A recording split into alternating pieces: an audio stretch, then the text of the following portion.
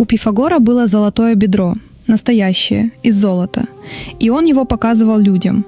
Просто задирал одежду и показывал, как доказательство, что он необычный человек. Один раз сделал это прямо на Олимпийских играх, при полных трибунах. Тут логично ждать поправки. Это же поздняя выдумка, так не бывает. Но поправка выходит другая. История старая, ходила еще при его жизни, и он ее не опровергал. Судя по всему, был совсем не против, чтобы люди в такое верили.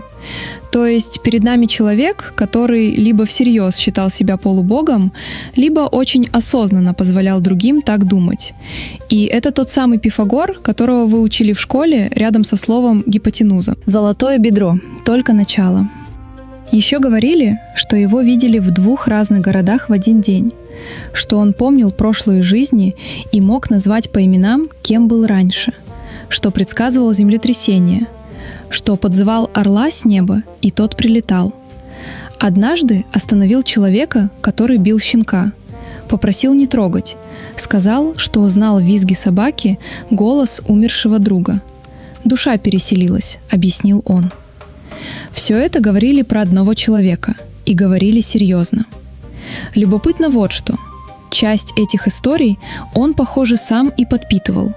Человек, выстроивший вокруг себя занавес, испытание молчанием и ступени посвящения, отлично понимал цену тайны.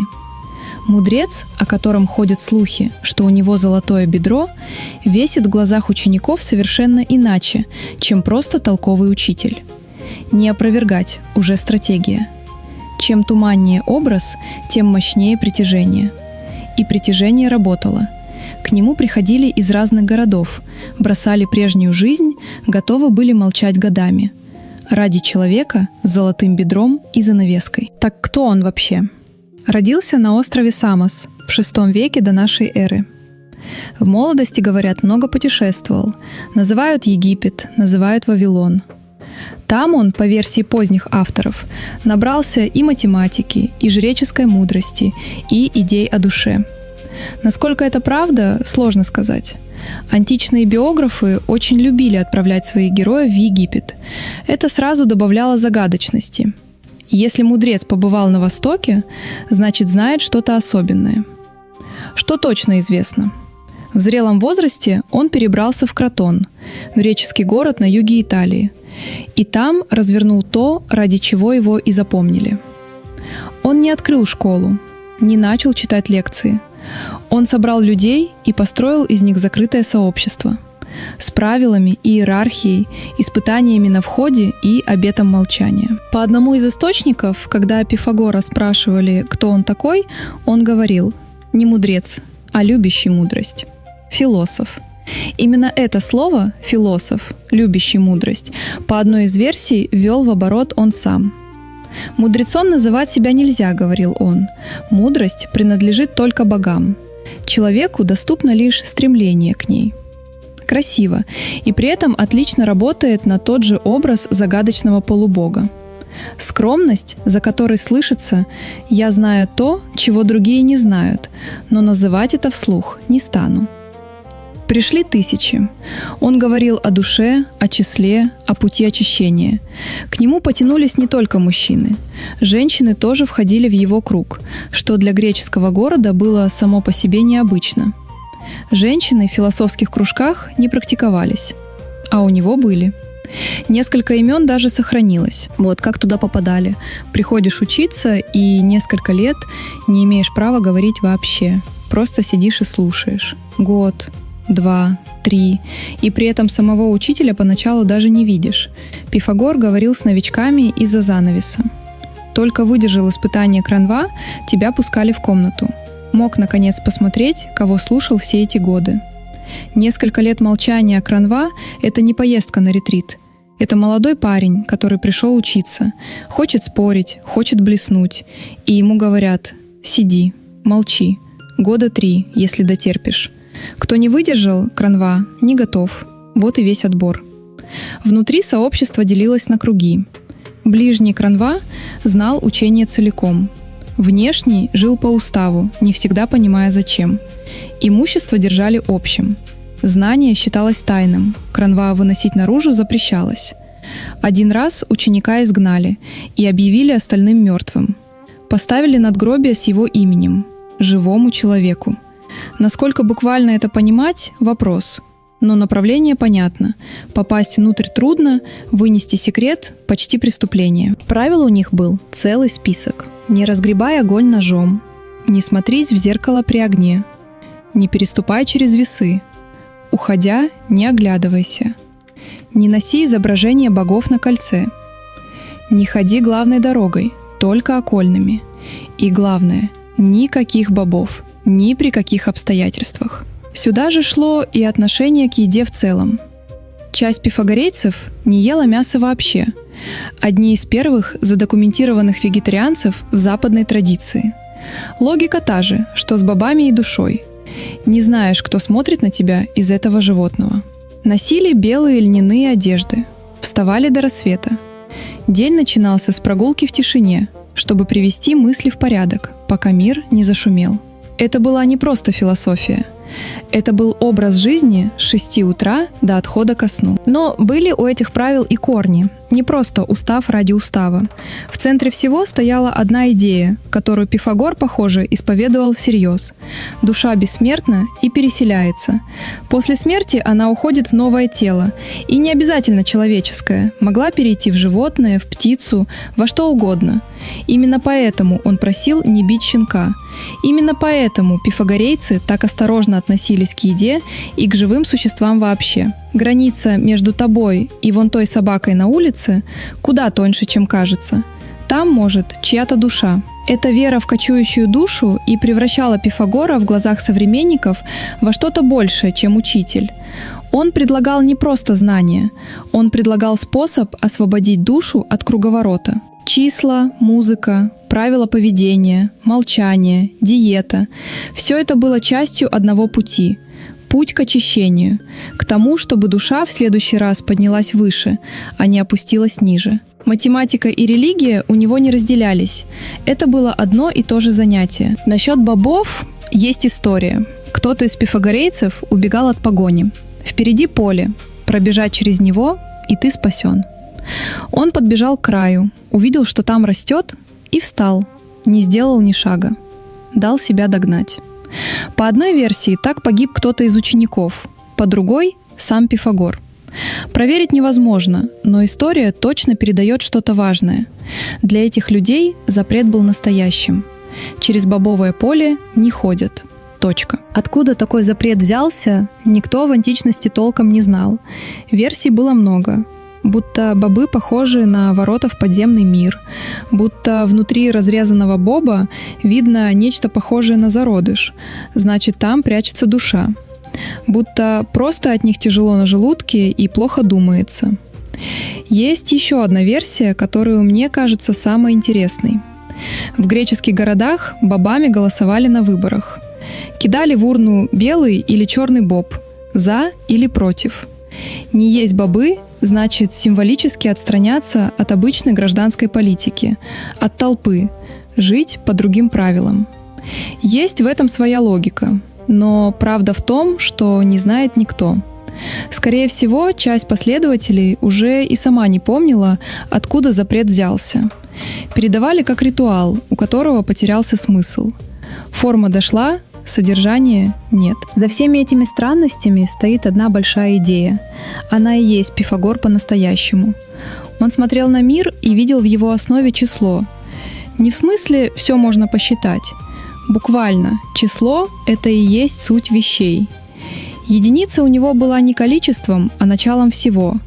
Двойка – принципом разделения. Тройка – первое число, у которого есть начало, середина и конец. Числа для него стояли ближе к богам, чем к арифметике. Числам он раздавал характеры. Четные считал мягкими, женскими, делятся пополам, внутри пустота. Нечетные – твердыми, мужскими, с неделимой сердцевиной. И числа у него вступали в брак. Первое нечетное и первое четное в сумме дают 5, а пятерку связывали со свадьбой. Пифагорейцы числа буквально женили. Смешно звучит. Но за этим прячется серьезная мысль.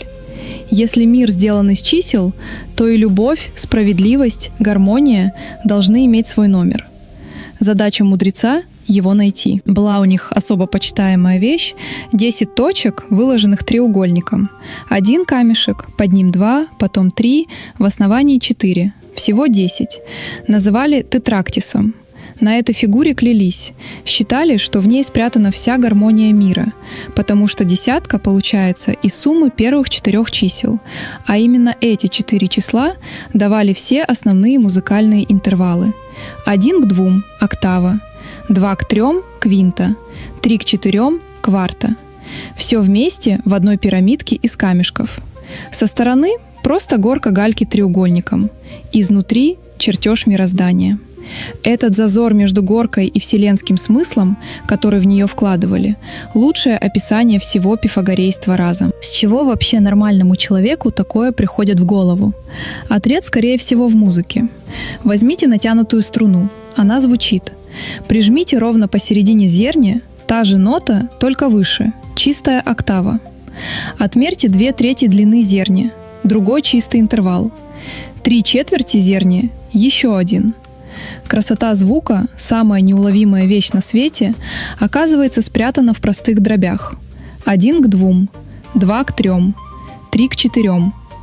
Ухо слышит гармонию, зерни, а под ней обычный счет.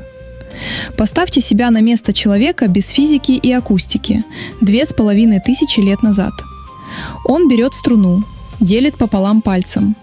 Мир отвечает ему согласием, Е той же нотой. Меняет отношение, снова согласие. Это не школьный факт, это, если вдуматься, невероятная вещь. За самым неуловимым, что есть на свете, стоит самое простое – зерни, дробь. Для него это была приоткрытая дверь. Если красота ложится на число, может и все остальное тоже? Может, за видимым хаосом вещей прячется числовой порядок. Нужно только набраться наглости его разглядеть. Пифагор набрался и сделал следующий шаг. Раз струны звучат по числам, то и планеты подчиняются числовым отношениям. А раз подчиняются, они звучат. Каждое небесное тело гудит на своей ноте. Все вместе складываются в один огромный аккорд. Весь космос звенит музыкой, которую мы не слышим только потому, что она с нами с рождения. Как перестаешь замечать постоянный гул за окном, перестаешь слышать и это. Та самая музыка сфер. Если вам нравится, когда за странным человеком оказывается настоящая идея, подпишитесь на канал. Таких историй впереди еще много. Звучит как красивая метафора, но спустя 2000 лет один очень серьезный астроном, тот самый, чьими законами движения планет наука пользуется до сих пор, написал целый трактат о том, какую именно мелодию выводит каждая планета на своей орбите, какой у Сатурна тон, какой у Марса, как они соотносятся между собой. Звали его Иоганн Кеплер. Это не поэзия. Это была попытка записать музыку сфер нотами, вполне серьезная. Начало 17 века, и все та же идея человека со струной. 2 тысячелетия прошло. Зерно, брошенное греком, все еще давало всходы. Это вообще один из самых удивительных следов Пифагора. Не сама идея числа как основы мира, она сегодня кажется нам наивной, а то, как долго она жила. Как она перетекала от одного мыслителя к другому, меняя форму, но сохраняя суть. Платон, живший через поколения после Пифагора, многое взял у пифагорейцев. Идею, что настоящая реальность математическая, невидимая, а мир вокруг нас — лишь ее тень. Физики до сих пор этим занимаются, просто называют иначе. Тут уместно сказать одну неудобную вещь про источники. Пифагор не оставил ни строчки, ни трактата, ни письма, ничего. Все, что мы про него знаем, записано людьми, которые родились через 200, 300, иногда 700 лет после его смерти. Это как если бы о Колумбе первые биографии написали только сейчас, по слухам, которые 10 поколений передавали устно. Примерно с таким материалом работает любой, кто берется за Пифагора. И есть странная закономерность. Чем позже автор РД, тем больше чудес. Ранние пишут о строгом мудреце, который думал о числах и собрал вокруг себя учеников. Поздние добавляют золотое бедро, раздвоение в пространстве, орлов и предсказания. Расстояние во времени обычно стирает подробности. Тут оно их добавляет.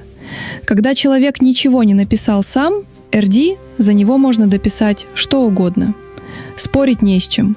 Нет текста, к которому приложишь чужую версию и скажешь: «Вот, не сходится». Есть только память учеников. А память о великом учителе РД – материя мягкая. С удовольствием примет и золотое бедро, и раздвоение в пространстве. Пифагор растворился в собственной легенде. РД, скорее всего, еще при жизни. У пифагорейского братства был и совсем земной поворот, про который обычно забывают. Эти люди не только думали о числах. В Кротоне они постепенно стали политической силой. Закрытая группа образованных людей, связанных правилами и полным доверием друг к другу, это очень удобная машина влияния. Входили в советы, тянули решения на себя, задавали городу тон. Работало это некоторое время, потом перестало. Любая закрытая группа, набравшая власть, рано или поздно доводит до белого коленя всех, кто в нее не вошел. Закрытость раздражает. Влияние раздражает еще больше. И в какой-то момент терпение лопнуло. Собрались люди, которым не нравилось, что незнакомцы с их набором ритуалов и обетов молчания теперь решают, как жить городу. Дом, где они собирались, окружили и подожгли. Что было дальше с самим Пифагором, источники расходятся. Одни говорят, к тому моменту он уже ушел из города. Другие, что погиб в этих событиях. Третьи предлагают еще одну версию. Как именно оборвалась его жизнь, никто не знает. Что не помешало, конечно, нарастить на его смерть еще несколько красивых легенд. Человек, у которого не осталось ни строчки собственных слов, бесконечно удобный герой для чужих историй. Вот к чему все это привело. Имя Пифагора знает каждый школьник на планете. Одна строчка про квадрат гипотенузы. Только строчка эта, если честно, скорее всего не его. Соотношение сторон прямоугольного треугольника знали за 1000 лет до него. Вавилонские таблички старше Пифагора на 1000 лет, и там все это уже есть. 3, 4, 5 стороны идеального прямого угла строители использовали еще до его рождения. Натянул веревку с узелками, сложил треугольник, и вот тебе ровный угол под стену храма. Без всякой геометрии как науки. Разница, которую иногда приписывают грекам, тоньше. Одно дело знать, что это работает, другое — доказать, что работает всегда для любого прямоугольного треугольника и объяснить почему. Первое — ремесло, второе — уже математика. Возможно, именно этот переход и есть настоящий вклад. Но доказал ли это лично Пифагор, неизвестно, не строчки же. И вот что еще. Есть история, что один из учеников открыл существование несоизмеримых чисел, тех, которые не выражаются дробью. Это разрушало всю пифагорейскую идею, что в основе мира лежат простые числовые отношения. Ученика, по преданию, утопили в море, чтобы не болтал. Правда или нет, неизвестно. Но интонация опять точная. Они очень дорожили своей картиной мира. Получается картина с двойным дном. Человек, который думал о числах как о ключе к устройству мира, строил общину, спорил о душах, слушал музыку планет, показывал людям золотое бедро и запрещал ходить через бобовое поле. Называл себя не мудрецом, а любящим мудрость, и при этом позволял думать, что у него золотое бедро. Весь этот огромный, странный, неудобный человек ужался до одной строчки в учебнике геометрии, которую он, вероятно, не открывал. Хотя есть в этом своя странная справедливость. Пифагор всю жизнь повторял одно: число переживет любую вещь. Вещи смертны, число — нет. Он, кажется, и представить не мог, насколько это окажется верно в его собственном случае. Самого его не стало, тексты исчезли. Общину сожгли, людей разогнали. а имя прилипло к числу, к соотношению 3 сторон треугольника. Прилипло в школьных учебниках всех стран, в задачах, которые решают дети на всех языках мира, в фундаментах зданий, где строители до сих пор проверяют прямой угол треугольником 3, 4, 5. 2,5 тысячелетия, и никуда не делось. Ни одна другая идея этого человека не дошла до нас так чисто и так широко. То, что он сам проповедовал всю жизнь, сработало на нем самом. От человека не осталось ничего. От числа никуда не делось все.